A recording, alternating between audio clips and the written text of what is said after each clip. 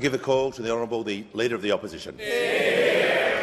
Thank you very much, Mr Speaker. Tonight I want to outline part of my vision for Australia to get our country back on track, to keep our nation safe and secure, to make life easier and better for all Australians, because this Labor government has made life so much tougher for Australians, because this Labor government has set our country on a very dangerous course. Almost 2 years ago, Prime Minister Albanese was elected promising a reduction of $275 each year in your power prices, cheaper mortgages, and that you would be better off under a Labor government. All of those promises have been broken. And this government has been focused on the wrong priorities. It started with the Prime Minister's Voice referendum. Not only did it waste $450 million, which could have helped families with the cost of living pressures that you're now facing, the referendum also divided our nation. And let's not forget that the Prime Minister called no voters chicken littles and doomsayers. Today, millions of Australians are struggling to pay their bills. Even going to the supermarket and petrol station has become stressful for so many. Prime Minister, Australians are genuinely hurting under your government, and they're not chicken littles. Electricity bills haven't gone down by $275, as was pledged on 97 occasions. They've skyrocketed. The Treasurer will give you a $300 rebate, but he knows full well that your annual electricity bills have increased, in some cases by up to $1,000 since Labor formed government. Interest rates have gone up on 12 occasions under Labor, and a typical Australian household with a mortgage is $35,000 worse off. And that's if you're lucky enough to own a home. Under this Prime Minister, the great Australian dream of home ownership has turned into a nightmare. Even finding somewhere to rent is near impossible. Now, the government has brought in an additional 923,000 migrants in just 2 years. On the available data, the government has only contributed 265,000 new homes and units to accommodate those people. And then, of course, there's Labor's tax on the family car and ute.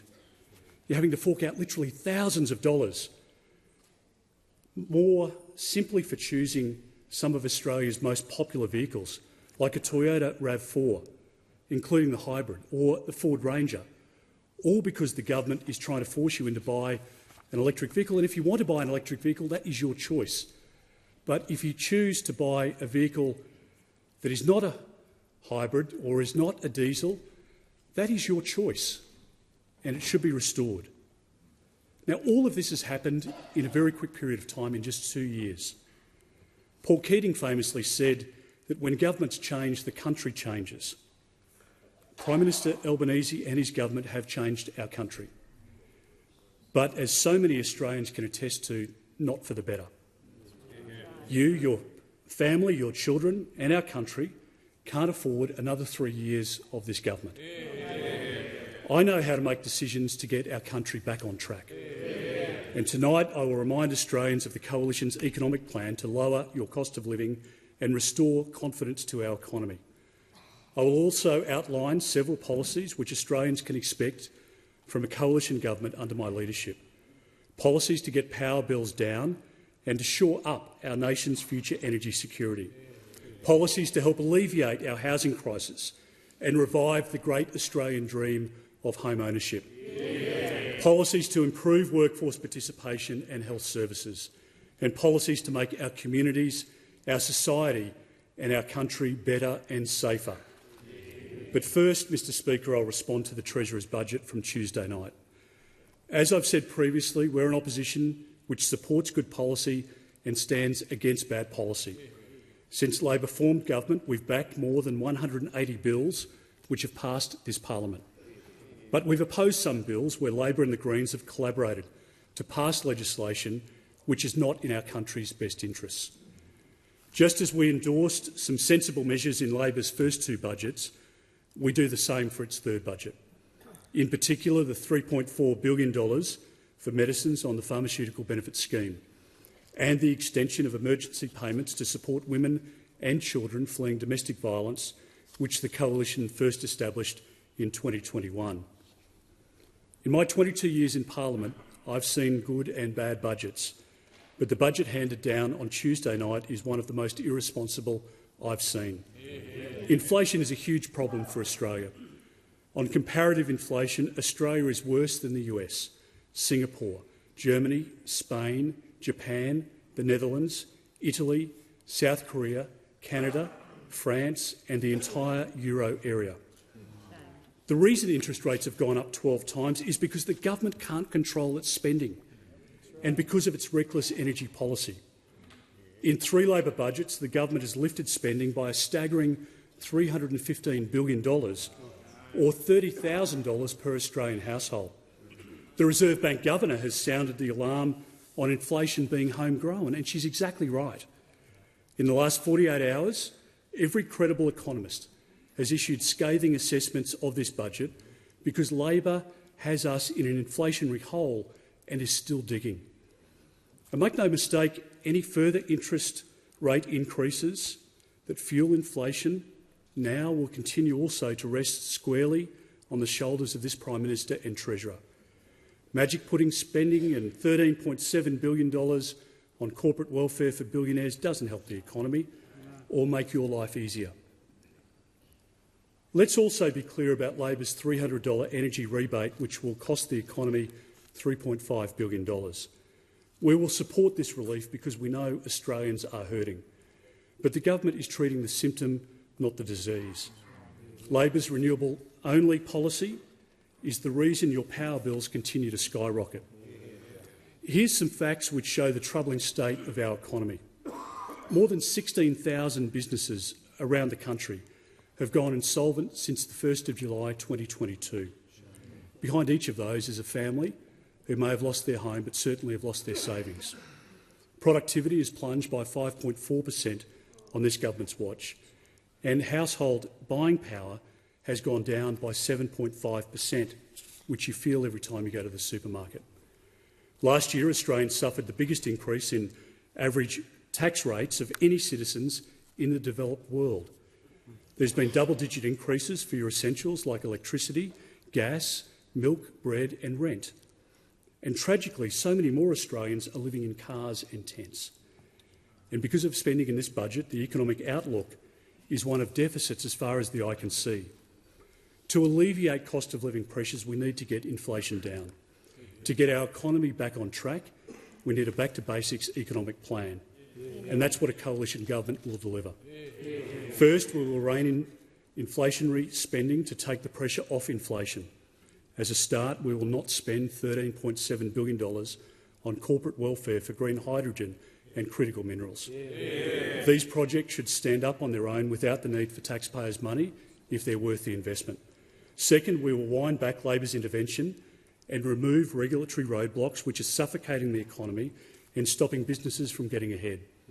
For example, we will not force large firms to spend more than $1 billion a year policing the emissions of every small business they deal with, as Labor is trying to do. We will condense approval processes and cut back on Labor's red tape, which is killing mining, jobs and entrepreneurialism. Only yesterday, Santos indicated it will have to let 200 employees go because of slow project approvals. I want mining to boom in Western Australia and around the nation. More mining means more revenue. More revenue means more roads and less congestion, more schools and more hospitals. A turbocharged West Australian economy means more national prosperity. And we don't need to give out billions of dollars of taxpayers' money to get mining projects started. Third, we will remove the complexity and hostility of Labor's industrial relations agenda, which is putting unreasonable burdens on businesses. For example, we'll revert to the former coalition government's simple definition of a casual worker and create certainty for our 2.5 million small businesses. Fourth, we will provide lower, simpler and fairer taxes for all, because Australians should keep more of what they earn. And you'll hear more about our tax plan ahead of the election. Fifth, we'll deliver competition policy which gives consumers and small businesses a fair go, not lobbyists and big corporations. And sixth, we will ensure Australians have more affordable and reliable energy. Mr Speaker, our economic plan, with its tried and tested principles, will restore competitiveness and rebuild economic confidence Small businesses are the lifeblood of our communities. I've run a small business, as many of my colleagues have. Unlike most Labor parliamentarians, the Coalition understands small businesses. Tonight, I announce that we will extend the value of assets eligible for the instant asset write-off to $30,000 and make this ongoing for small businesses. Yeah. This will simplify depreciation for millions of small businesses by cutting red tape, boosting investment in productive assets, lowering business costs and prices, and driving productivity in the economy. Mr Speaker, a respected senior journalist recently wrote that energy is not part of the economy, it is the economy. And the government's renewables-only policy continues to drive up power prices. Electricity and gas prices have gone up 18% and 25% respectively under this government. You can see this rise in your household power bills. But the energy bills of farmers, of businesses and manufacturers have also skyrocketed. And that means the cost to make anything from food to furniture has also gone up. And that's why you're paying more at the supermarket and at the shops. If energy is not affordable or reliable, more manufacturers will simply shut up shop, they'll move offshore, we lose the jobs and the economic productivity, and we'll just re-import the products at a higher price. That's Labor's formula at the moment. And that's why there's been a threefold increase in the number of manufacturers who have closed their doors over the last 2 years. And for all of the government's talk about a future made in Australia, their current approach has no chance if energy isn't cheap and consistent and comparable to other competitive nations. Renewables have a role to play in our energy system, of course they do, but we can't rely on weather-dependent energy alone. We need power 24/7, especially for our hospitals, for our factories and freezers that need to operate around the clock. Now, concerningly, the government's renewables-only policy will see 90% of that 24/7 power switched off over the next decade. So it's a fair question to ask, how are things progressing for the government's plan for 5 gigawatts of renewables per year? Well, last year, 1.3 gigawatts were committed, almost 75% off target. Another Chris Bowen special. Rewiring our country will cost at least $1.3 trillion. Now, who will bear that cost? It will be you and your family, it will be farmers, it will be manufacturers, and it will be other businesses. So if you think you're paying higher prices for power today, they will only get much higher under a renewables-only rollout under this government. Our nation has 3 energy goals: cheaper power, consistent power and cleaner power. And we won't achieve these goals under Labor's renewables-only policy.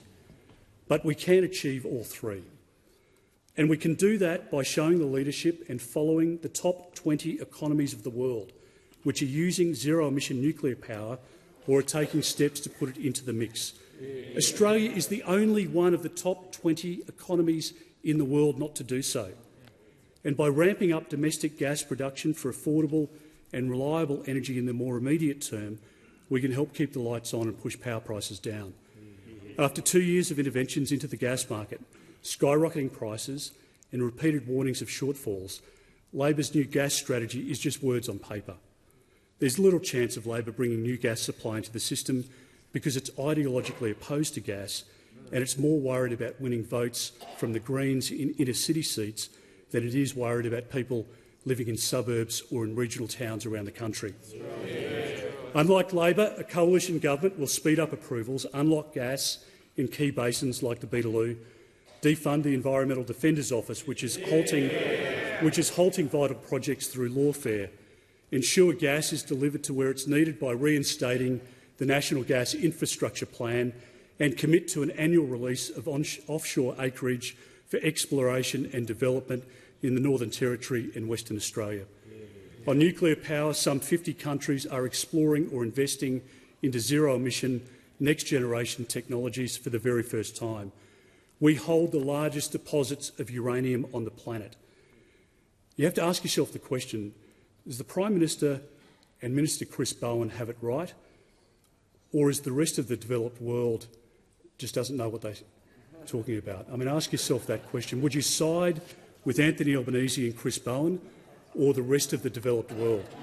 It's a fair question, and I think most Australians know the answer to it. The government have ordered nuclear-powered submarines, so it raises a reasonable question: why is the technology safe for our submariners but unsafe for our citizens?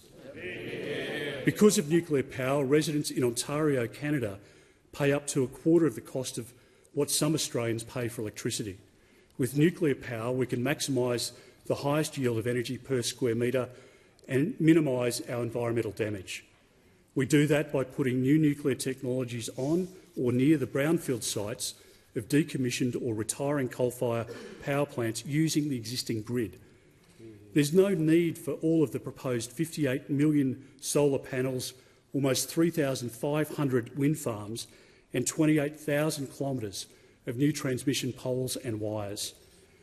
Bob Hawke was a strong Labor leader who strongly supported nuclear power, as does John Howard, along with the Australian Workers' Union and many others who have a vision for the future of our country, including some 65% of Australians aged 18 to 34 years of age. Making Australia a nuclear-powered nation is right for our country and will secure a future of cheaper, consistent and cleaner electricity. We need the right policy for you and for our nation.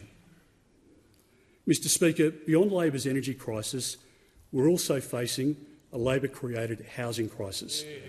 The great Australian aspiration of home ownership has become out of reach for so many. Now, it's wonderful that parents, in some circumstances with financial means, can help their kids into a home. But I will never accept a situation where the only people who can afford to buy a home in our country are those with the support of their parents. The Coalition has already committed, and we tonight recommit, to allowing Australians to access up to $50,000 of their super to buy their first home, and extended this policy to separated women to help restart their lives. The money initially withdrawn from super will need to be returned when the house is sold to support retirement, and in most cases it will be with an uplift that will see retirement even more secure. But there's more that we need to do. For almost 20 years I've chaired my local Salvation Army Red Shield appeal. 2 weeks ago at our annual fundraising breakfast, I heard a heartbreaking account of a man in his 70s having to live in his car. It is such a soul-destroying experience. It's sad, but it is not an uncommon story, and it's one that I've heard at Food Bank and at many places around our great country.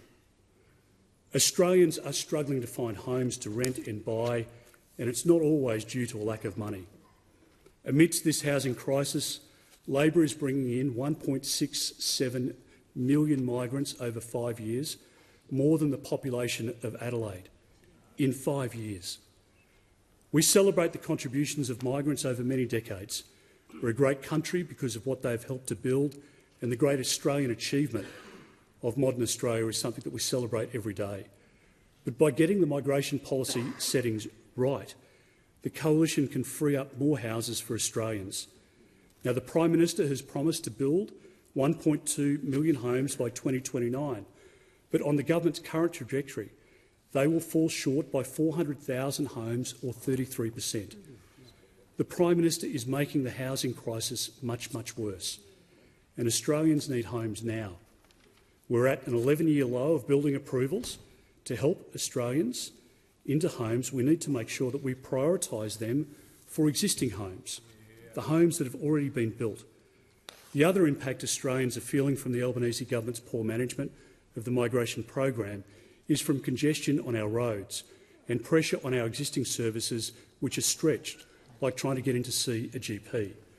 Tonight I announce several measures a Coalition government will implement to meet our housing crisis head-on by alleviating pressure on the housing market. We believe that by rebalancing the migration program and taking decisive action on the housing crisis, the Coalition can free up almost 40,000 additional homes in the first year and well over 100,000 homes in the first 5 years. First, we will implement a 2-year ban on foreign investors and temporary residents purchasing existing homes in Australia. Secondly, we will reduce the permanent migration program by 25% from $185,000 to $140,000 for the first 2 years in recognition of the urgency of the crisis. The program will then increase to $150,000 in Year 3 and $160,000 in Year 4. We will ensure there are enough skilled and temporary skilled visas for those with building and construction skills to support our local tradies to build the homes and the units that we need across the country. Similarly, we will return the refugee and humanitarian program planning to $13,750, closer to the longer-term average. The humanitarian program will remain one of the most generous in the world on a per capita basis. Third, we will reduce excessive numbers of foreign students studying at metropolitan universities to relieve stress on rental markets in our major cities. We will work with universities to put in place a cap on foreign students, and we will enhance the integrity of the student visa program by introducing a tiered approach to increasing the student visa application fee and applying it to foreign students who change providers. Now, the usual CEOs and some of the big businesses may not like this approach, but my priority is to restoring the great Australian home ownership dream. Mr Speaker, while reducing migration numbers to ease pressure on housing, the Coalition Government will encourage thousands of people to engage more in the labour market. We recommit to increasing the amount that older Australians and veterans can work without reducing pension payments if they choose to do so, if it's right for them. We will double the existing work bonus, $300 per fortnight, to $600. It's estimated that this will benefit over 80,000 pensioners and veterans who choose to work. We'll look to further expand the work bonus arrangements beyond this commitment in consultation with older Australians and veterans and in consideration of labour market conditions prevailing at the time. Pensioners will continue to accrue unused pension work bonus amounts up to a maximum of $11,800, which can exempt future earnings from the pension income test. We'll also lift the number of hours that those on student visas can work by 12 hours a fortnight. Mr Speaker, amidst our cost of living crisis created by Labor, people's health and wellbeing are suffering. That's why we committed to restoring the number of Medicare subsidised psychological sessions from 10 to 20 and on a permanent basis. As Health Minister, I increased hospital funding year on year. I also established the $20 billion Medical Research Future Fund, which to this day provides billions of dollars to medical research projects. Indeed, when I became Health Minister in 2013, we inherited a bulk billing rate from Labor of 73% and increased it to 84%. When we left government, bulk billing was 88.5%. What Labor tried to hide in its budget, and a figure that wasn't mentioned by the Treasurer, is that bulk billing has decreased under Labor to 77%, an 11% drop. Always look at what Labor does, not what they say they will do. Mr Speaker, the health of all Australians, particularly given our ageing society, is always a priority for the Coalition. Last year I committed to an investment in best practice for women's health issues, including endometriosis. Tonight I welcome the government's commitment of $50 million in this budget for longer consultations for endometriosis and pelvic pain. The Coalition will continue to support measures for women's health, particularly in primary care settings. More needs to be done to support women's health, including for menopause and perimenopause. We will continue to develop and support good policy to this end. We'll work with the RACGP, AMA and other stakeholders who want to see more support for women in our community. Concerningly, Australia is facing a looming shortage of GPs, some 11,000 by 2031. We need more GPs, especially in our suburbs and in our regional areas. Junior doctors who enter general practice earn about 3/4 of the salary of their counterparts in hospitals. Working with the Royal Australian College of General Practitioners and the Australian Medical Association, the Coalition Government will invest $400 million to provide junior doctors who train in general practice with incentive payments, assistance with leave entitlements and support for pre-vocational training. We'll also make sure that we support better outcomes for Indigenous Australians through the health system. Led by Senators Little and Amber Price, we will provide practical solutions to improve education, health and safety outcomes for Indigenous women and children, especially in our most disadvantaged remote communities. Yeah. Mr Speaker, in recent times, under this government, our nation has been rocked by many shocking and tragic events. The stabbings at Bondi were truly horrific, where 6 people were murdered. Knife attacks on a bishop in Western Sydney and a man in Perth radicalised youth, incidents reinforcing the enduring threat of extreme Islamism. 28 women killed in violent circumstances this year alone.